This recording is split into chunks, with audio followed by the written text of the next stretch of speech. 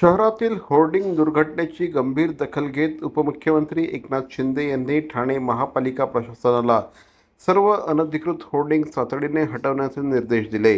तसंच पावसाळ्यात अशा दुर्घटना टाळण्यासाठी शहरातील सर्व मोठ्या होर्डिंगचं स्ट्रक्चरल ऑडिट तातडीने करण्याचे आदेश दिले। धोकादायक ठरणाऱ्या होर्डिंग्जवर आणि बेकायदेशीर फलक लावणाऱ्यांवर कठोर कायदेशीर कारवाई करण्याचे निर्देश यावेळी देण्यात आले।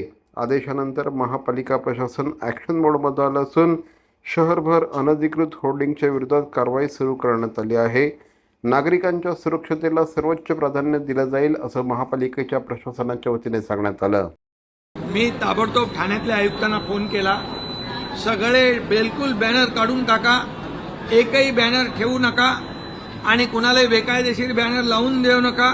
बेकायदेशीर बॅनर लावतील त्यांच्यावर कारवाई करा आणि जे होर्डिंग आहे ते होर्डिंग जे अनधिकृत होर्डिंग असतील ते काढून टाका, जे अधिकृत असतील त्याचं स्ट्रक्चरल ऑडिट करा। कुठलाही दुर्घटना होता कामा नये अशा प्रकारचे स्पष्ट सूचना निर्देश मी आयुक्तांना दिलेले आहेत।